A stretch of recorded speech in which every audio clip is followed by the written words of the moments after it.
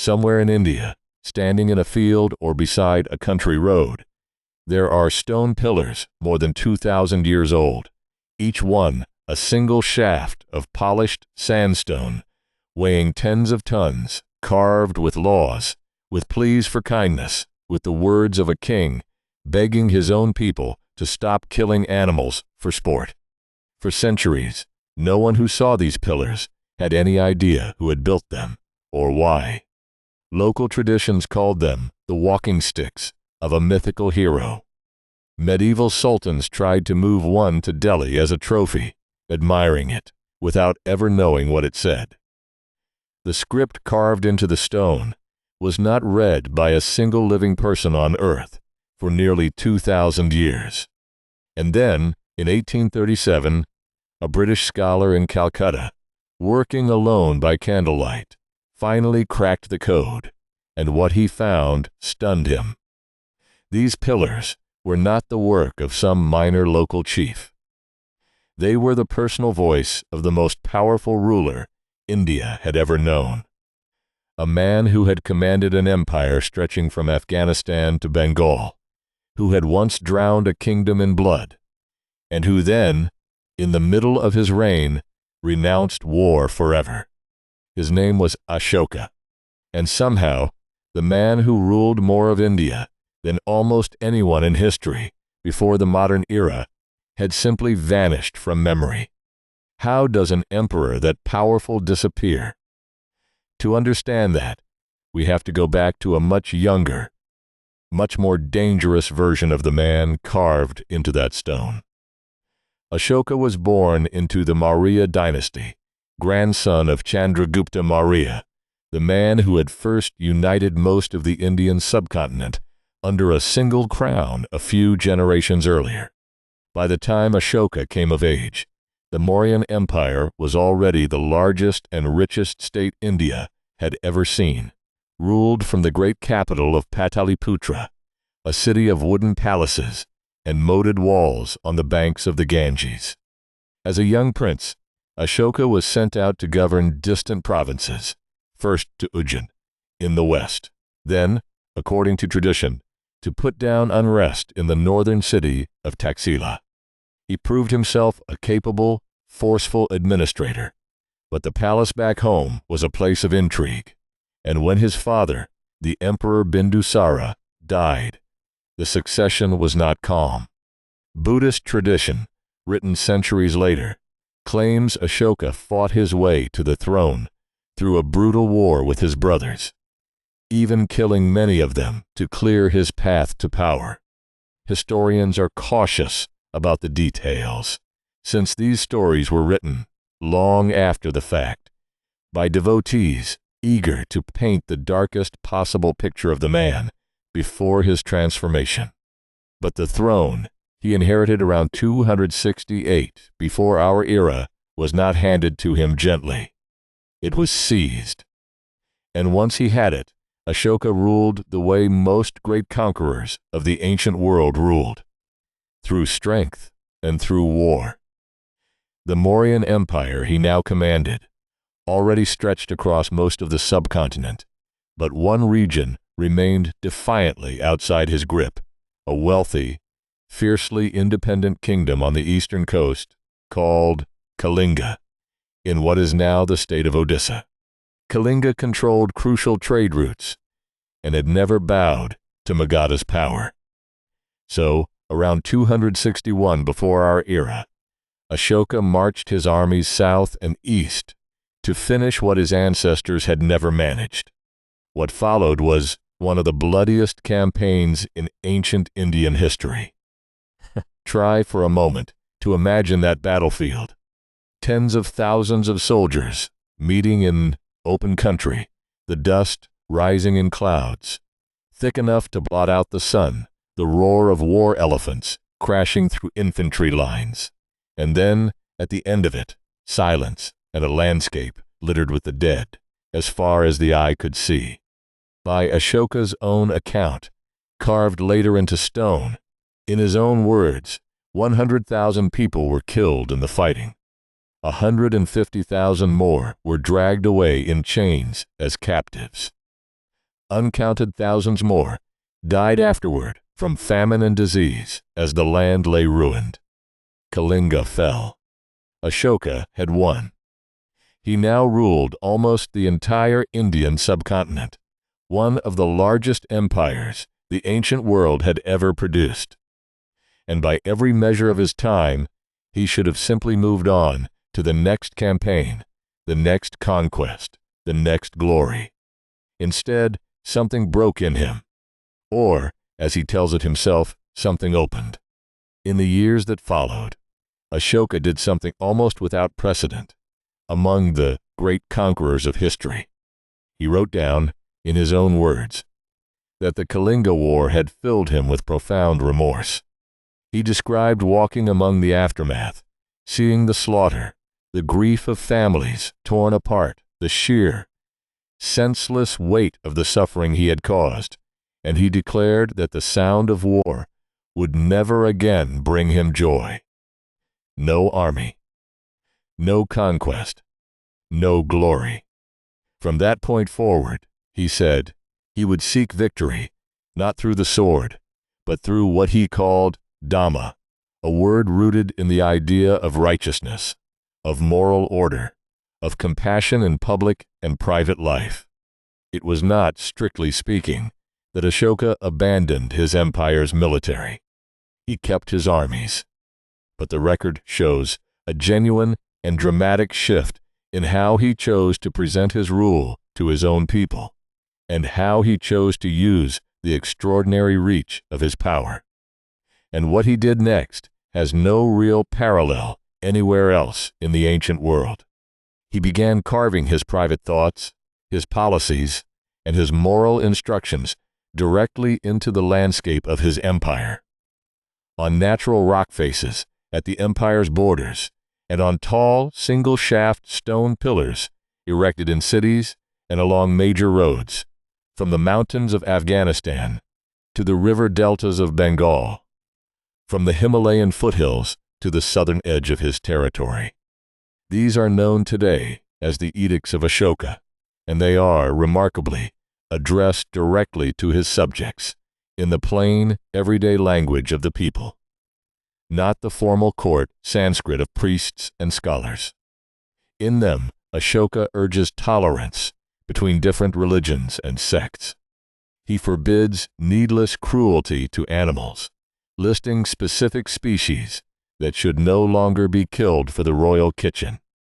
He boasts, with obvious pride, of planting shade trees and digging wells along the roads for travelers and their animals, of building rest houses, of establishing hospitals for both people and animals, some of the earliest such institutions recorded anywhere in the world. He describes sending medicinal herbs to foreign kingdoms.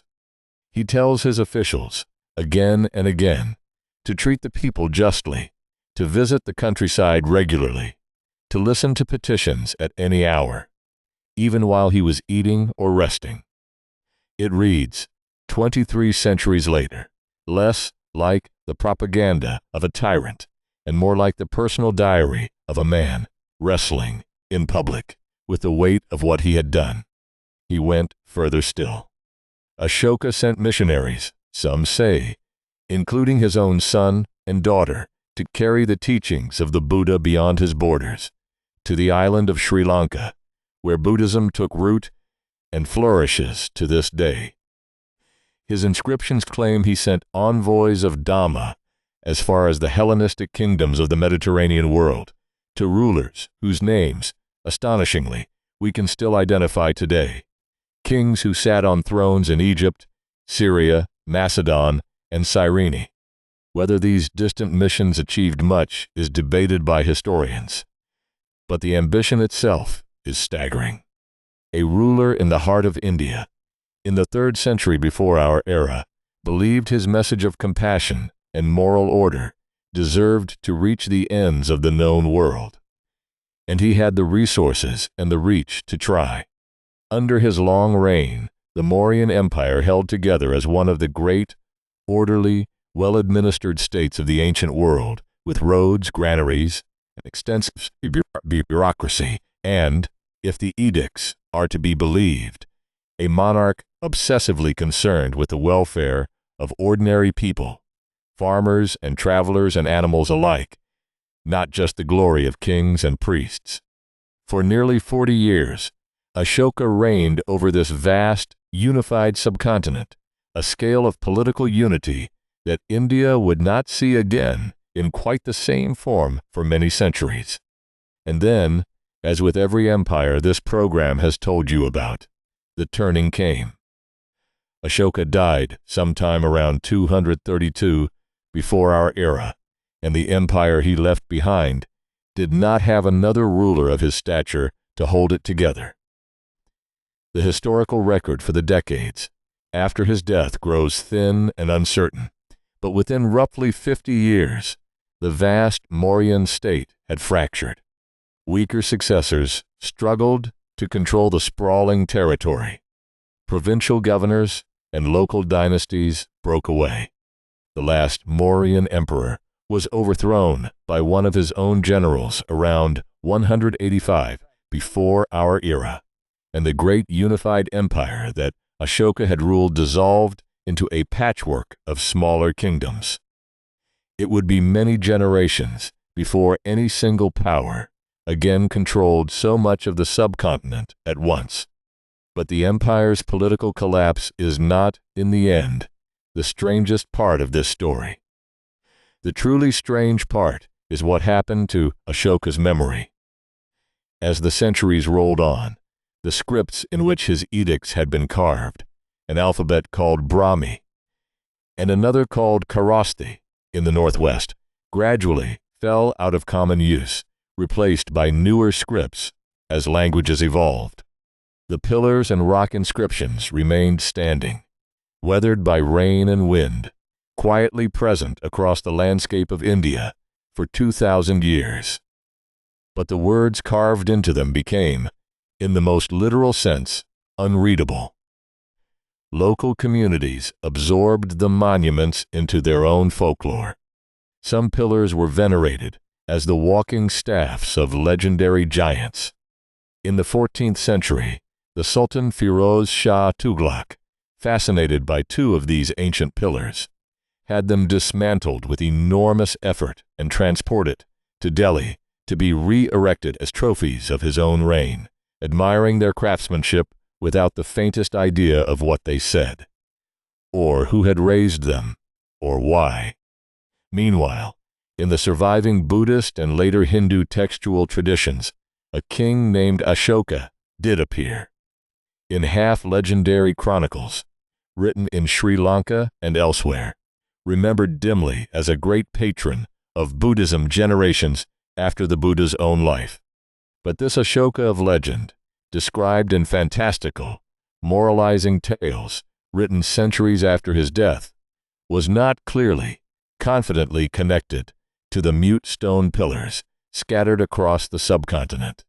The man and the monuments had drifted apart, each fading in its own way, until neither the name nor the words could be matched to the other. For close to 2,000 years, that was where things stood. One of the most powerful rulers in Indian history, a man who governed from Afghanistan to Bengal, who had personally reshaped how a ruler could speak to his own people, existed only as scattered legend on one side and as silent, unreadable stone on the other. It took the patient work of scholars in the early modern era to begin closing that gap. British and Indian antiquarians in the 18th and early 19th centuries started cataloging India's ancient inscriptions, copying their strange, looping characters without being able to read a single word of them. Then, in the 1830s, a young officer of the East India Company's Mint, named James Prinsep, working in Calcutta, took up the challenge in earnest, using shorter, more manageable inscriptions found on coins and at Buddhist monuments, comparing repeated letter patterns, and building on scattered earlier clues from other scholars. Prinsep painstakingly worked out the values of the Brahmi alphabet, letter by letter. in 1837, he finally applied his decoded alphabet to the great pillar inscriptions themselves, and the ancient text sprang to life on the page for the first time in nearly 2 millennia. The inscription spoke, again and again, of a ruler calling himself Devanampiya Piyadasi, beloved of the gods, he who looks on with affection. It was a throne name, not immediately obvious to Prinsep as belonging to any known historical figure. It took further comparison with the old Buddhist chronicles of Sri Lanka, which preserved a title strikingly similar to Piyadasi, attached to a king named Ashoka, for scholars to make the final connection. The legendary Buddhist emperor of half-forgotten religious tales, and the silent stone author of edicts scattered across an entire subcontinent, were one and the same man. Two threads of memory, separated for 2,000 years, one carried in stone, one carried in story, had finally been rejoined. Once historians understood what they were reading, the scale of what Ashoka had actually accomplished became undeniable. Here was a ruler in the 3rd century before our era who had governed one of the largest empires on earth, who had personally renounced the glory of conquest after seeing its true cost, who had tried, in his own words, carved for anyone literate enough to read them, to build a government organized around compassion rather than pure domination.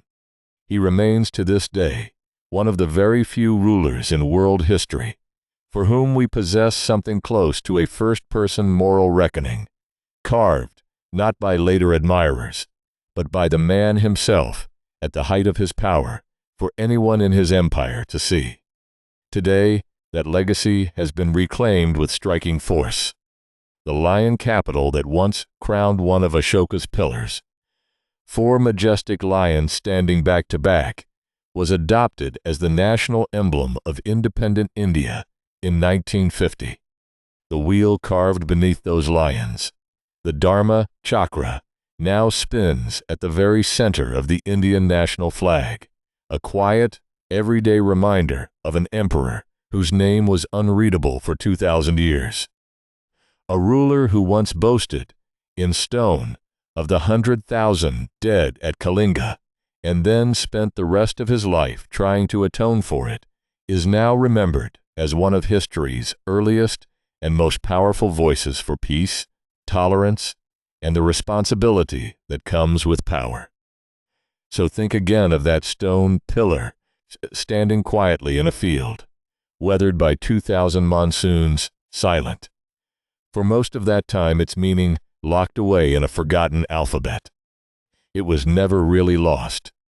It was simply waiting, patient as only stone can be, for someone willing to listen closely enough to hear a king confess his one great regret and try, in his own way, to make it right. If you would like to keep traveling with us through the forgotten corners of the human past, stay a while longer and let the next story begin.